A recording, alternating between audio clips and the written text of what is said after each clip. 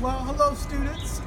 We're here in Harlem, New York, and these are some students from Northampton Community College. We've been enjoying the afternoon, doing a walking tour of Harlem. We've already been to the Schomburg Center for Research in Black Culture on Lenox Avenue, now Malcolm X Boulevard, and we've been identifying spots of favous Harlem residences. We're here right now at was once the studio of Augusta Savage, and this is where her studio was located. Looks like a totally renovated building now,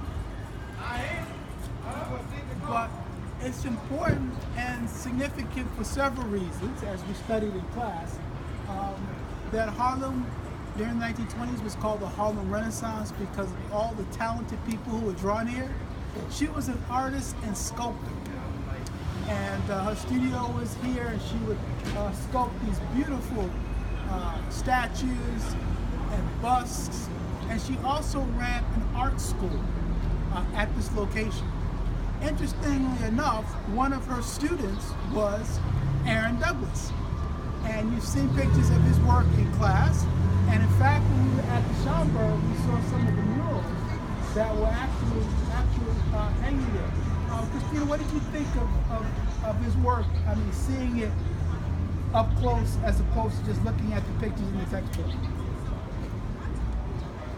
What would you say the difference is between seeing real artwork? It's much larger. Paintings? David, you know. I didn't think you say moral, and I looked at it in person. They were larger and they're detailed. I enjoy the colors. It's just nice to see in person. So with art, I mean, to be able to see it, right? And the connection in terms of an artist, particularly a female artist, and a sculptor, and running an art school during the Great Depression in the 1930s. Franklin Delano Roosevelt had the WPA project, which provided grants for struggling artists, particularly here in Harlem. Again, one tragedy with Augusta Savage is that one of her greatest sculptures that she did in clay, they were unable to raise the money to recast the sculpture in bronze. That is, to cover it in bronze, and then it would be preserved as a bronze statue indefinitely. They couldn't raise the money, and then that famous piece, of which there are photographs of it, but the actual piece then deteriorated and was destroyed. So we're going to continue our tour of Harlem, and if you ever get to come to New York on your own, we encourage you to come up here and visit some of these great historical places.